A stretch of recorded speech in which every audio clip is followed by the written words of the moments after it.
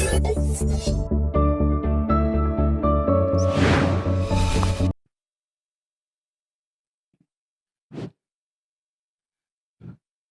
Evening one and all. आज दैनिक सकाळ, साम TV आणि इंच्या माध्यमातून उत्सव तरुणाईचा या माध्यमातून युवकांशी सुसंवाद साधण्याचा योग या निमित्तानं येतो आहे. आता खऱ्या अर्थानं आता मी 2 वक्त्यांची भाषणं इथे ऐकली. त्यामध्ये आमचे मित्र पंकज महाराज गावडे त्यांनी खऱ्या अर्थानं युवकांना चेतना दिलेली आहे. आणि आता रिअल लाईफमध्ये जे काम करतायत गौरव, त्यांचेही मुलाखतीचा कार्यक्रम मी ऐकला. आता खऱ्या अर्थानं आपण रीलमधनं रिअल लाईफमध्ये येऊया, कारण हे फार गरजेचं आहे. या ठिकाणी उपस्थित असलेले सर्व यशस्वी असणारे विद्यार्थी, पालक, सर्व कार्यकर्ते, पत्रकार यांचं या निमित्तानं मी स्वागत करतो आहे. माझा विषय जो दिलेला आहे तो अतिशय महत्त्वाचा आहे. तो विषय जो आहे तो आपल्याला आत्मविश्वास वाढवण्यासाठी, म्हणजे कौशल्य विकास यातनं युवकांमध्ये कॉन्फिडन्स बिल्डिंग कशा पद्धतीनं होऊ शकतं याकडे आपण काही अर्ध्या तासामध्ये लक्ष केंद्रित करणार आहोत. खऱ्या अर्थानं आपल्याला असं म्हणता येईल की 12वी आपण पास झालेला आज सगळे आपण सगळेजण अभिनंदनास पात्र आहात, कौतुकास पात्र आहात. पण गेले 45 वर्ष शैक्षणिक क्षेत्रात काम करत असताना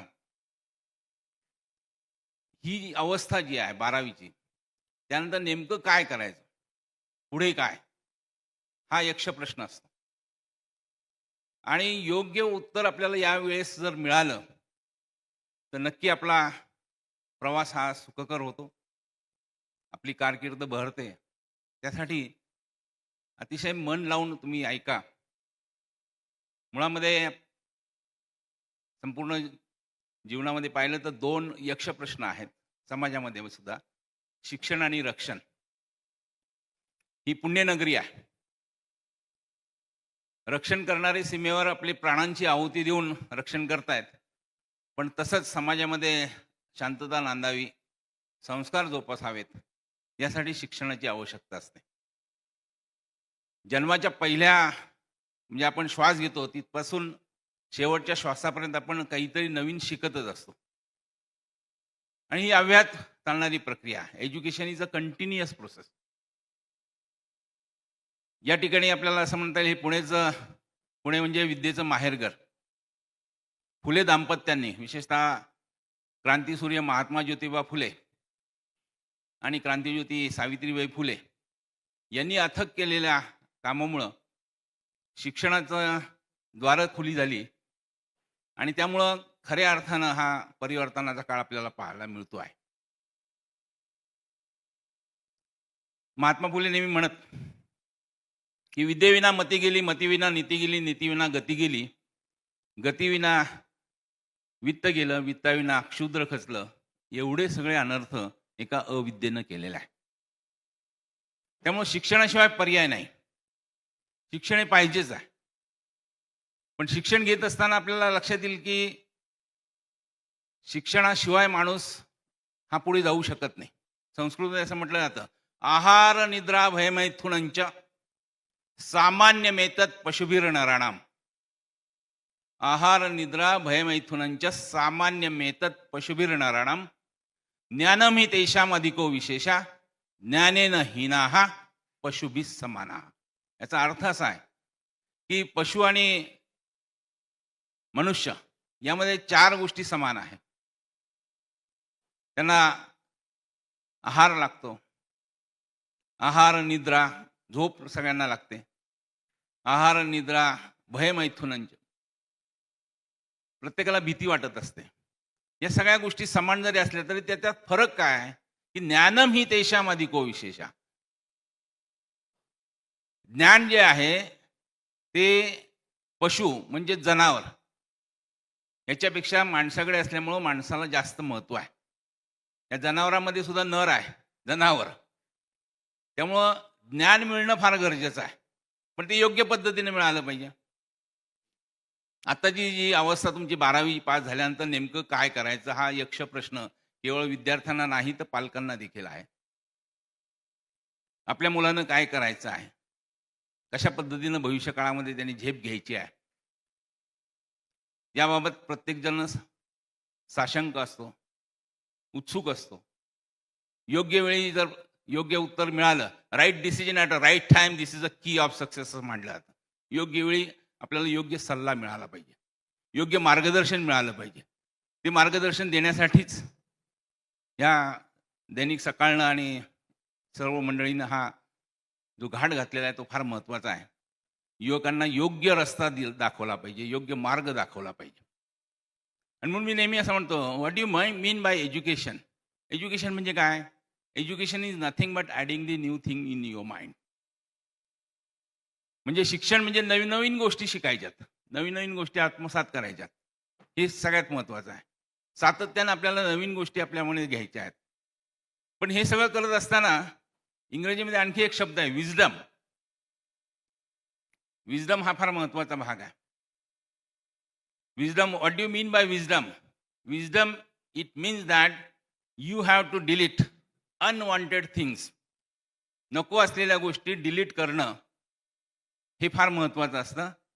आणि ते ज्याला जमतं तो माणूस हा जीवनामध्ये यशस्वी होतो. आणखी एक व्याख्या विजडमच्या संदर्भात मी केलेली आहे.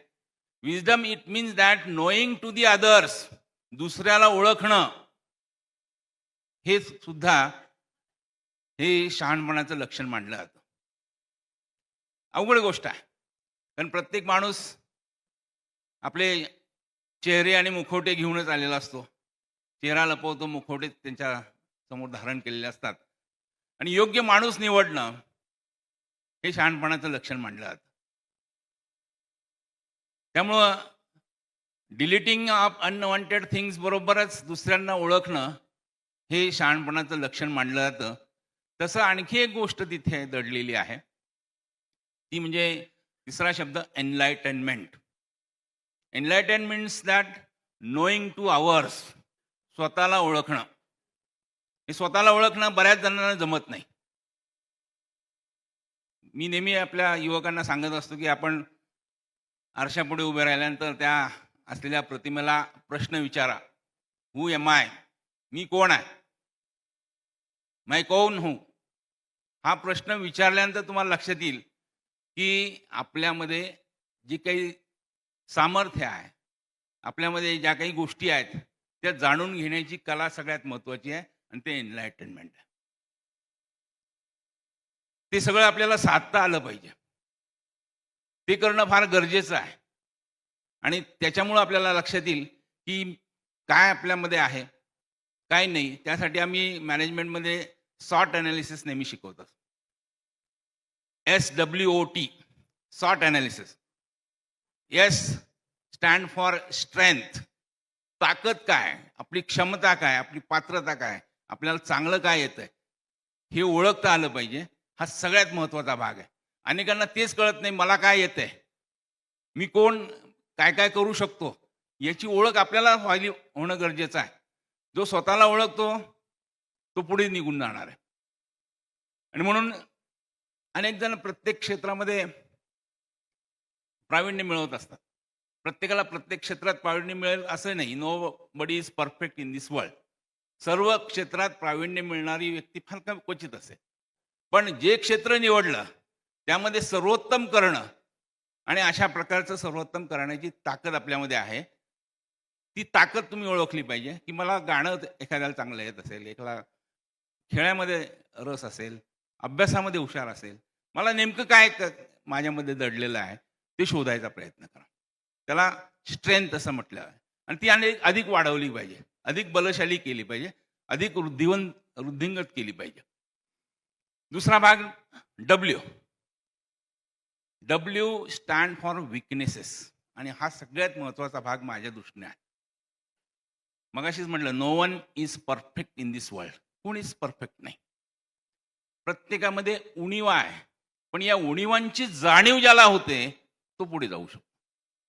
काय माझ्यात उणीवा आहेत, काय कमतरता आहे, त्या कमतरता ओळखता आल्या पाहिजे, योग्य वेळी ओळखता आल्या पाहिजे, आणि त्या उणीवा दूर करण्यासाठी कसोशीनं प्रयत्न केला पाहिजे. ते जर केलं तर मला असं वाटतं की जशी ताकद आहे तशी उणीवा दूर करून आपण आणखी ताकद वाढवू शकतो. त्यानंतर ओ आहे, SWOT. O stand for opportunity. आता ही अपॉर्च्युनिटी म्हणजे संधी आहे, प्रत्येकाला मिळते. अनेक वेळा गंगा तुमच्या जवळ जाते पण कळत नाही. प्रत्येकाच्या जीवनामध्ये संधी येणार आहे, पण संधीचं सोनं करणं हे सगळ्यात महत्त्वाचा भाग आहे. आणि अपॉर्च्युनिटी ह्या ओळखता आल्या पाहिजे, त्यावर स्वार झालं पाहिजे, आणि आपल्याला यशाकडे मार्गस्थ व्हायला पाहिजे. त्यामुळं मी नेहमी असं म्हणतो, पहा, when opportunity knock your door, send courage to open that door, then you will get success. म्हणजे जर संधी तुमच्या दरवाजावर थाप मारत असेल तर तुम्ही ते धैर्य, तुमच्यामध्ये जी बोलणेस आहे, ताकद आहे, किंवा त्याला म्हणूया न डगमगता न घाबरता ते जे आहे ते तुम्ही दरवाजा उघडण्यासाठी पाठवा. संधी तुमच्या पायाशी लोटांगण घातल्याशिवाय राहणार नाही. त्यामुळे हे फार गरजेचं आहे. आणि टी नेहमीच आहे, सगळ्यांनाच त्रासदायक आहे. T stand for threat. Threat म्हणजे भीती. ही भीती अनेकांना असते. एखादी गोष्ट जमत नाही, एखादी गोष्ट करता आली नाही, आणि जमत असली तरी देखील सुरुवातीला प्रत्येकजण भीत असतो. Practice makes man perfect. Women सुद्धा, म्हणजे नुसतं मॅनवर जाण्याची आवश्यकता नाही. Practice makes man perfect. सराव करा, सातत्य राखा, परिश्रम करा, तुम्हाला सगळ्या गोष्टी येऊ शकतात. पण त्यासाठी तुमच्याकडे पाठपुरावा करणं, अहोरात्र परिश्रम करण्याची क्षमता असली पाहिजे. मी नेहमी असं म्हणतो, बा, हिंदीमध्ये सुद्धा आहे की रियाज करेगा तो राज करेगा. रियाज म्हणजे प्रॅक्टिस, सतत प्रॅक्टिस केली पाहिजे. अभ्यासामध्ये सुद्धा मी वाणिज्य क्षेत्रात अनेक वर्ष शिकवलेलं आहे. अनेक विद्यार्थ्यांना अकाउंटन्सीमध्ये ट्रायल बॅलन्स, त्यानंतर होणारं फायनल अकाउंट जे आहेत ते जमत नाही, पण प्रॅक्टिस केलं तर जमतं. अशी कुठली गोष्ट जगात नाही की प्रॅक्टिस केली तर येत नाही. प्रॅक्टिस करणं फार गरजेचं आहे. आणि हे प्रॅक्टिस करता करता तुम्हाला परफेक्शन येऊ शकतं. परफेक्शन फार महत्त्वाचं आहे. सतत एखादी गोष्ट सातत्यानं केली तर तुम्हाला लक्षात येईल की ती गोष्ट तुम्हाला अवगत होते. पण ते करण्यासाठी तुमच्याकडे धडपड असावी लागते. तुकाराम महाराज म्हणतात, असाध्य ते साध्य करिता सायास, कारण अभ्यास तुका म्हणे. अभ्यास फार महत्वाचा आहे. असाध्य गोष्ट म्हणजे अवघड गोष्ट सुद्धा तुम्ही सहज रीतीने साध्य करू शकता, पण ते साध्य करत असताना तुम्हाला अभ्यास करावा लागेल. आणि अभ्यास हा ध्यासाशिवाय होत नाही. ध्यास असेल तर अभ्यास. त्यासाठी सतत तुम्हाला एका गोष्टीच्या मागे लागावं लागेल. काही मंडळी आपल्याला माहिती आहेत किंवा जुन्या याच्यामध्ये सुद्धा आहे की एक गोष्ट करायची मी करायची, बाकी काही झालं तर पाहिजे, त्यांना फक्त तीच गोष्ट दिसते, जळी काष्टी पाषाणी, मला हे करायचं मी करायचं. असा एक निग्रह असणं गरजेचं आहे. ती मानसिकता असणं गरजेचं आहे. ती ठेवली तर तुम्ही पुढे जाऊ शकता. आणि म्हणून त्या दृष्टीनं फार महत्त्वाचं आहे. स्किल डेव्हलपमेंटमध्ये आम्ही नेहमी असं म्हणतो, पहा, की अशी एखादी कला तुमच्याकडे अवगत पाहिजे. ती कला तुम्ही प्राप्त केली तर तुम्हाला तुमच्या पायावर अगदी निर्धारपूर्वक उभं राहता आलं पाहिजे. आपण नेहमी म्हणतो का की मी कायम एका पायावर तयार आहे.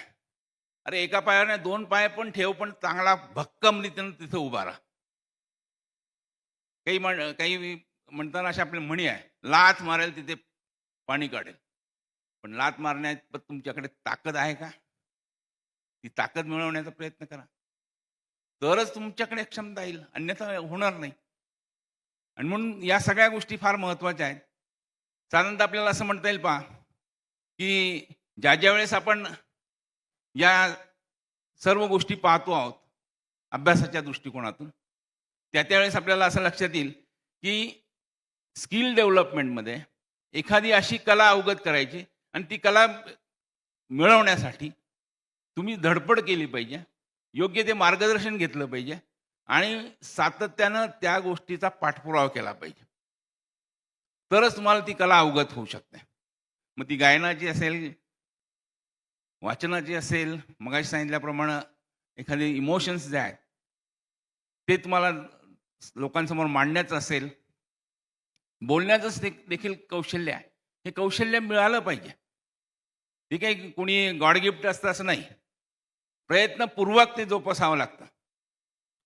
मग ते इंग्रजीमध्ये असेल, मराठीमध्ये असेल, कुठलीही भाषा घ्या, पण तुम्हाला उत्तम रीतीनं बोलता आलं पाहिजे. संवाद साधता आला पाहिजे. तो सुसंवाद झाला पाहिजे. तरच मला असं वाटतं की तुम्ही पुढे जाऊ शकता. आणि हे कौशल्य जे आहे, express to impress. Express to impress म्हणजे अशा रीतीनं तुम्ही प्रकट व्हा की त्याचा प्रभाव दुसऱ्यांवर पडेल. त्यासाठी अभ्यास करावा लागतं, वाचन करावं लागतं. इतकं काही सोपं आहे असं नाही. पण हे सगळं केल्यानंतर तुमच्यामध्ये आत्मविश्वास निर्माण होणार आहे. हा आत्मविश्वास जो आहे, कॉन्फिडन्स, तो माझ्या दृष्टीनं फार महत्त्वाचा आहे. हा कॉन्फिडन्स प्रत्येक युवकांमध्ये आला पाहिजे. त्यासाठी त्यानं जाणीवपूर्वक प्रयत्न केले पाहिजे. माझ्या दृष्टीनं कॉन्फिडन्सची डेफिनेशन फार वेगळ्या पद्धतीने मांडतो आहे. A person who is not having confidence is just like as a punctured vehicle.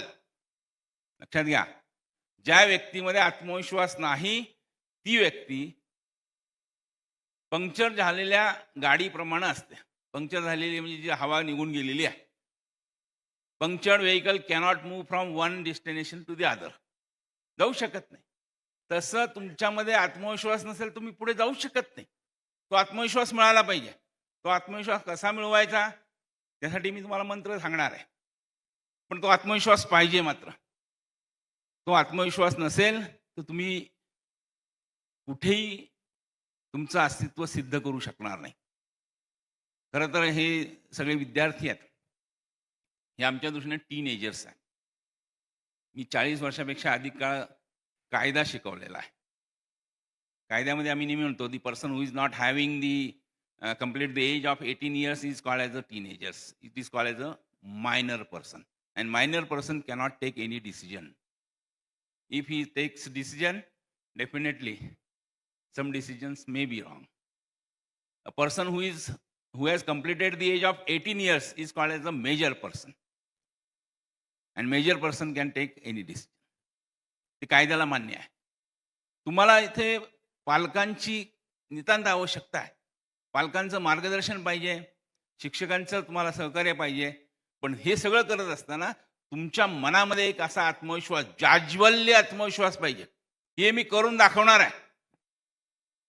ते करून दाखवण्याची माझ्याकडे धमक आहे.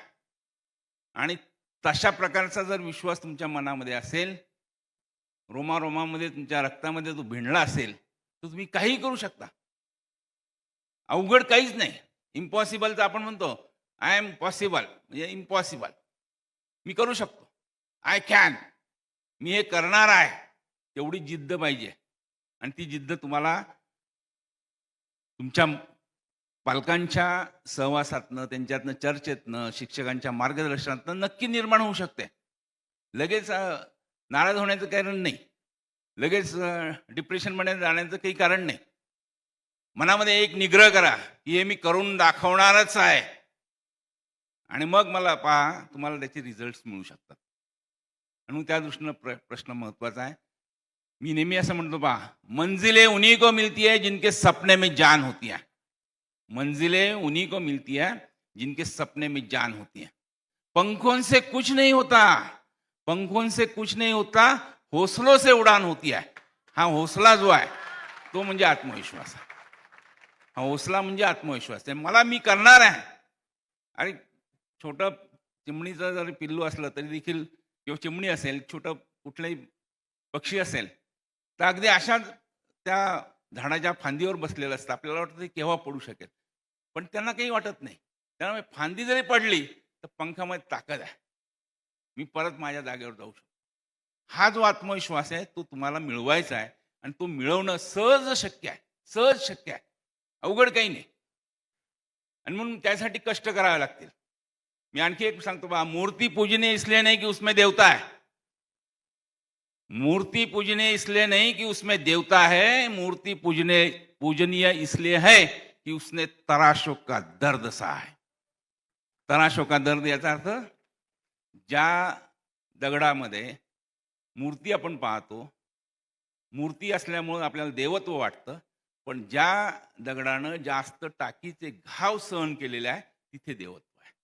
कारण त्यानं कष्ट केलेला आहे. तुम्हाला सुद्धा घडायचं आहे. तुकाराम महाराज नेहमी म्हणतात, आम्ही बी घडलो, तुम्ही बी घडा. पण बी मध्ये फार अवघड आहे. बी लोकांना कळालं तर ठीक आहे, नाही तर आम्ही बिघडलो आणि तुम्ही पण बिघडा असं नको. कारण समाजामध्ये घडण्यापेक्षा बिघडवणारी केंद्र जास्त आहे. आणि त्यामुळे युवकांना योग्य पद्धतीनं योग्य मार्गदर्शनाखाली ठेवणं फार गरजेचं आहे. म्हणजे मी सुद्धा माझ्या स्वतःबद्दल सांगेल की ही सांगतो याचा अर्थ की मी 5वी पासून मी काम करतोय. आय नेव्हर डिमांडेड सिंगल पैसा फ्रॉम माय पेरेंट. ते देऊ शकले असते, पण मी कधी घेतलेलं नाही. I started my career as a child labour. बाल कामगार म्हणून काम केलं. इथे त्यामध्ये मी काही कला अवगत केल्या. I was the best compositor in my taluka. Me printing क्षेत्रात काम केलं. त्याच्यावर माझं कॉलेजचं शिक्षण घेतलं, इंजिनिअरिंग केलं. ते करत असताना मला असं वाटलं की नाही, मला शैक्षणिक क्षेत्रात जायचं. गुढीपाडव्याच्या दिवशी निश्चय करून ठरवून नोकरीचा राजीनामा दिला आणि त्या काळी म्हणजे 82-83ला 2700 रुपये पगार सोडून 710 रुपयावर मी प्राध्यापक म्हणून कामाला लागलो. पण that was the wise decision. योग्य मार्ग होता, योग्य निर्णय होता. पण हे करण्याची ताकद असली पाहिजे. ती करण्यासाठी आत्मविश्वास असला पाहिजे. हे मी करू शकतो. मांजर जसं पडलं पहा, कुठूनही पडलं तरी देखील त्याच्या 4 पायावरती उभं राहतं. कसंही तुम्ही फेकून द्या वरती, दुसऱ्या मजल्यावर, पहिल्या मजल्यावर. मी प्रयोग करू नका लगेच. पण त्याच्यामध्ये तसं आहे, परमिशन दिलेलं आहे. आपलं सुद्धा तसंच असलं पाहिजे. किती वाईट परिस्थिती असली तरी देखील मी उभा राहणार आहे, मी हे करून दाखवणार आहे. त्या दृष्टीनं आपले प्रयत्न असणं फार गरजेचं आहे. आणि म्हणून त्या पद्धतीनं पुढे जाणं गरजेचं आहे. मी या निमित्तानं विल्यम शेक्सपियरच्या संदर्भात, त्यांनी how to get success, William Shakespeare हे नाव या ठिकाणी कोणाला सांगण्याची आवश्यकता नाही. फार मोठा इंग्रजीमधला लेखक आहे. त्यानं ज्या काही 3 पायऱ्या सांगितलेल्या आहेत, त्याचं त्या पद्धतीनं तुम्ही जर वागलात तर तुमची विद्यार्थी दशा आहे. आज आम्ही जवळजवळ 4-4 दशकं जरी शैक्षणिक क्षेत्रात काम केलं तरी देखील अजूनही मी स्वतःला विद्यार्थी समजतो. विद्यार्थी समजण्यात काही नाही, कारण तुम्ही शेवटच्या श्वासापर्यंत तुम्हाला शिकायचं आहे, काहीतरी नवीन शिकायचं आहे. माझा नातू आहे, तुम्हाला काहीतरी कॉम्प्युटरमधलं शिकवतो, आणखी काही आपल्यापेक्षा ती फास्ट पिढी आहे. आणि त्यामुळे सतत आपल्याला असं वाटलं पाहिजे मला हे शिकायचं आहे. शिकण्याची जिद्द जी आहे ती प्रत्येकामध्ये असली पाहिजे. नवनवीन गोष्टी आपल्याला शिकणं गरजेचं आहे. आणि मग विल्यम शेक्सपियर असं म्हणतो पहा, त्याची फर्स्ट स्टेप की read more than the others. This is the first step. Read more than the others म्हणजे वाचा. वाचाल तर वाचाल. मग तुम्ही न्यूजपेपर वाचा, मॅगझिन वाचा, पुस्तकं वाचा, संदर्भ ग्रंथ वाचा, वर्तमानपत्र वाचा, टी व्ही पहा, आणखी काही काही गोष्टी पहा. पण तुम्हाला नवनवीन गोष्टी आत्मसात करायला पाहिजे. नवनवीन गोष्टी तुम्हाला समजावून घेता आल्या पाहिजे. त्यासाठी वाचन पाहिजे. तुम्हाला 4 चौघात बोलायचं म्हटलं तर वाचन पाहिजे. वाचन जर केलं नाही तर बोलता येणार नाही. मगाशी पंकज महाराज गावडेंनी पहा, जरी आध्यात्मिक क्षेत्रात काम करत असले तरी देखील त्याला AI पासून फार सगळ्या गोष्टींचं माहिती आहे. वाचन आहे, हे वाचणं फार गरजेचं आहे. तसं एखाद्याला चांगला वक्ता व्हायचं असेल तर मी नक्की सुचवेल, उत्तम वक्ता तुम्ही होऊ शकता, पण उत्तम वक्ता होण्यासाठी उत्तम श्रोता होणं गरजेचं आहे. आणि खरं तर तुम्हाला इथे बसलेल्या सगळ्या युवकांचं मला खऱ्या अर्थानं अभिनंदन करायचं आहे, की तुमची ऐकण्याची क्षमता सुद्धा चांगली आहे. मी मग बरेच 1-1.5 तास इथे आहे. उत्तम रीतीने तुम्ही ऐकताय, ग्रहण करताय आणि ह्या गोष्टी फार महत्त्वाच्या आहेत. ह्या गोष्टी आपल्याला ज्यांना कळाल्या, ते पुढे जाणार आहेत. आणि म्हणून read more than the others, this is the first step. उत्तम रीतीनं चांगली पुस्तकं वाचा. मित्र जमवा, चांगल्या गोष्टी करा. दुसरी जी आहे ते म्हणजे work more than the others. Work more than the others म्हणजे इतरांपेक्षा जास्त काम करा. वर्क कल्चर, हे वर्क कल्चर फार महत्त्वाचं आहे आणि आपल्याला नेमकं ते शिकवलं जात नाही. कोणी कुठल्या कंपनीत कामाला असलं तर विचारलं, काय करतो? काय नाही, मी कामच करत नाही. ही सांगण्याची आपली परंपरा आहे. हे असं होता कामा नये. काम जिथे तुम्ही करता इतकं प्रचंड काम करा. मग व्यवसायात असेल, नोकरीत असेल, सगळीकडे काम तुमच्याकडनं भरपूर झालं पाहिजे. आणि कामाची लाज बाळगता कामा नये. There is no substitute for hard work. Hard work करणंच गरजेचं आहे. ते कर्मयोग आहे तो. सावता माळ्यांनी तो शिकवलेला आहे. काम करत राहा. कर्मण्येवाधिकारस्य मा फलेषु कदाचन. काम करत राहा. फळाची अपेक्षा करू नका. फळ आपोआप मिळणार आहे. मी एका कार्यक्रमाला गेलो होतो प्रमुख अतिथी म्हणून. त्यावेळेस एका विद्यार्थ्यानं 10वीला उत्तमरीत्या मार्क मिळाले. त्यांनी जे सांगितले ते फार महत्त्वाचं आहे. ते मुद्दाम सांगतो. मुलं सुद्धा विचार चांगली करतात. त्यानं सांगितलं की आम्ही ज्या वयोगटामध्ये आहोत, त्या वयोगटामध्ये त्यांनी कोणाचं तरी ऐकलं असेल. भरपूर जर अभ्यास केला, भरपूर त्यांनी कष्ट केले, तर आमचा पुढचा जो काळ आहे, तो आम्हाला अतिशय आनंदात घालवता येईल. आणि आत्ता अभ्यासाच्या काळात जर आम्ही आराम केला, अभ्यास केला नाही, तर आम्हाला भविष्यकाळात तिथे वेगळं काम करावं लागेल, चतुर्थ श्रेणी कर्मचारी म्हणून. तर तुम्हाला स्वतः ठरवा काय करायचं आहे. त्यामुळे उत्तम रीतीनं काम करायचं असेल तर हीच वेळ आहे. दिस इज द राईट टाईम. हीच ती वेळ आहे, हाच तो क्षण आहे. काहीतरी ठरवा, संकल्प करा. मला मोठं व्हायचं आहे. मी अमेरिकेतल्या एका सुप्रीम कोर्टच्या न्यायाधीशाचं इथे उदाहरण मुद्दाम देईल. त्या सुप्रीम कोर्टाच्या न्यायाधीशानं डायरी लिहिली होती. त्या डायरीमध्ये त्यांनी लिहिलं होतं, today is the happiest day in my life. Supreme कोर्टाचा जज US मधला त्यानं लिहिलं, today is the happiest day of in my life. का लिहिलं त्यानं? त्याचं उत्तर असं आहे, त्याला विचारलं का लिहिलं? त्यानं सांगितलं की आजपासून माझा मुलगा पेट्रोल पंपावर पेट्रोल भरण्याची त्याला नोकरी मिळाली आणि तो कमवता झाला. हा माझ्या दृष्टीनं आनंदाचा आहे. पहा, आपल्याला आपल्या वडिलांबरोबर काम करत असताना अनुभव फार महत्त्वाचे आहेत. त्यांना आनंद द्यायचा आहे. मगाशी बऱ्याच जणांनी सांगितलंय. त्यामुळे हे सगळं करत असताना तुम्हाला उत्तम रीतीनं काम करता आलं पाहिजे. कामाची लाज बाळगता कामा नये. कुठलंही काम कमी नाही, कुठलाही त्याग मोठा नाही. आणि तिसरं वाक्य, read more than the others, work more than the others. आणि तिसरी स्टेप जी फार महत्त्वाची आहे, ती फार गरजेची आहे, expect less than the others. आपण नेहमी अपेक्षा इतरांपेक्षा जास्त करतो. त्याला ते मिळालं, मला हे मिळालं पाहिजे, तो कलेक्टर झाला, मला असं नाही. प्रत्येकजण स्वतंत्र आहे. प्रत्येकजण, मगाशी तुम्ही सगळ्यांचं सार काढलं, तुम्हाला लक्षात येईल की ज्याला त्याला जे करायचं ते करू शकतो. अवघड काहीच नाही. पण तुलना करू नका, अपेक्षा करू नका. तुम्हाला जे व्हायचंय ते करा.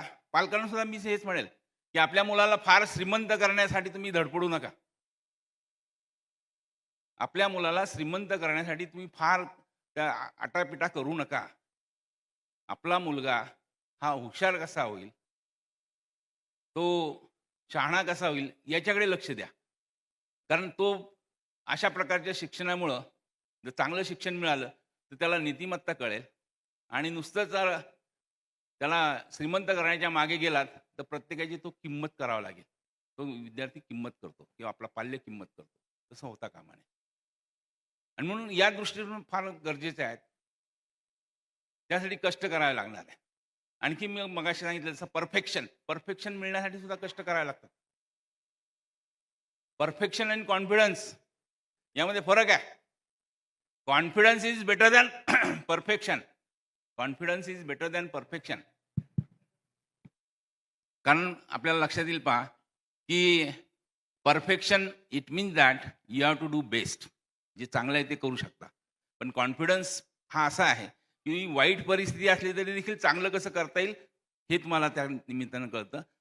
त्याला फार महत्त्व आहे आणि म्हणून त्या गोष्टीला जास्त महत्त्व देणं गरजेचं आहे.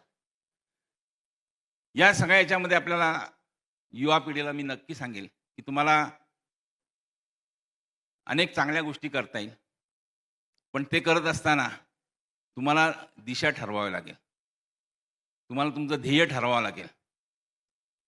ते ठरवणं फार गरजेचं आहे. त्या गोष्टीसाठी तुम्हाला योग्य मार्गदर्शन घेण्याची गरज आहे आणि ते जर केलं तर फार उत्तम रीतीनं होऊ शकतं. त्यासाठी सकारात्मक बाबी तुमच्यावर असल्या पाहिजेत. सकारात्मक किंवा पॉझिटिव्ह माइंड. मदर टेरेसा नेहमी म्हणते पहा की if your eyes are positive so you can love to the world. जर तुमचे दृष्टी चांगली असेल, तुमचे डोळे चांगले असतील तर तुम्ही जगावर प्रेम करू शकता. But if your tongue is positive, tongue म्हणजे तुमची जिव्हा किंवा तुमची वाणी, तुमचं बोलणं हे जर उत्तम असेल तर जग तुमच्यावर प्रेम केल्याशिवाय राहत नाही. ते सगळ्यात महत्त्वाचं आहे. त्यामुळे ह्या गोष्टी फार बारकाईनं लक्षात घेतल्या पाहिजेत. त्यासाठी आपल्या आईवडिलांशी बोलणं, आपल्या मित्रांशी बोलणं, आपल्या इतर ज्येष्ठ मंडळींशी बोलणं हे उत्तम रीतीनं असलं पाहिजे. तुमच्या बोलण्यावरनं तुम्ही कुठल्या संस्कारातनं आलेला आहात हे लक्षात येतं. आणि बऱ्याच वेळा या युवा मुली ज्या आहेत त्या लग्न झाल्यानंतर गेल्यानंतर तिथे त्यांना असं म्हटलं जातं, अरे तुम्हाला हेच शिकवलंय का? चांगल्या गोष्टी करा. उत्तम रीतीनं तुमच्या प्रेझेंटेशन माइंड तुमचं चांगला पाहिजे आणि त्या दृष्टीनं प्रयत्न करणं गरजेचं आहे. प्रत्येकाला इथे वेळेचं महत्त्व असं आहे. रतन टाटानं आपल्या शेवटच्या कामगारांच्या भाषणामध्ये एक वाक्य दिलं, ते मी मुद्दाम इथे उद्धृत करतो की 1 minute cannot change your life. 1 minute cannot change your life but proper utilisation of every minute can definitely change your life.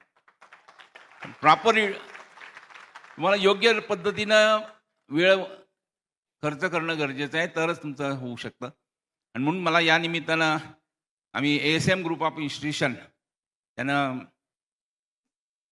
उच्च शिक्षणामध्ये व्यवस्थापनाबरोबर इंजिनिअरिंग तळेगाव दाभाडी या ठिकाणी नेक्झेनची इंजिनिअरिंगचे कॉलेज सुरू केलेलं आहे. उत्तम रीतीनं प्रशिक्षित अशा प्रकारचे शिक्षक तिथे आहेत. सर्व प्रकारच्या भौतिक सुविधा तिथे दिलेल्या आहेत. प्रशस्त इमारती आहेत. या संदर्भामध्ये तुम्हाला काही जर नक्की मार्गदर्शन हवं असेल तर तुम्ही केव्हाही आमच्याकडे संपर्क साधू शकता. आणि जाता जाता एवढंच म्हणेल की मी ज्या भागातनं आलो तो संतांची भूमी आहे. ज्ञानेश्वर महाराजांना पसायदानामध्ये म्हटलेलं आहे, जो जे वांछील तो ते लाहो. याचा अर्थ असा आहे की या सभागृहामध्ये बसलेले जे विद्यार्थी आहेत, या सभागृहात बसलेले पालक आहेत, प्रत्येकाच्या मनामध्ये काही आशा आकांक्षा मनीषा आहेत, त्या सगळ्यांच्या फलद्रूप हो अशी मी परमेश्वर चरणी प्रार्थना करतो. सर्वे यत्र सुखिनः सन्तु सर्वे सन्तु निरामया सर्वे भद्राणि पश्यन्तु मा कश्चित् दुःखमाप्नुयात्. या ठिकाणी बसलेल्या सर्व मंडळींचं परमेश्वरानं कल्याण करो अशी परमेश्वराने प्रार्थना करतो. आणि मला माहिती आहे अगदी मॅरेथॉन तुम्ही ऐकता आहात. तुमच्या वयाचा असताना आम्ही देखील एवढे सगळं ऐकू शकत नव्हतो, एवढी सहनशक्ती आमच्यातही नव्हती. पण तुमच्या या सगळ्या ऐकण्याच्या याच्यामध्ये खास तुम्ही तुमच्यासाठी जोरदार टाळ्या मारून आपण या ठिकाणी माझ्या शब्दांना विराम देतो. धन्यवाद.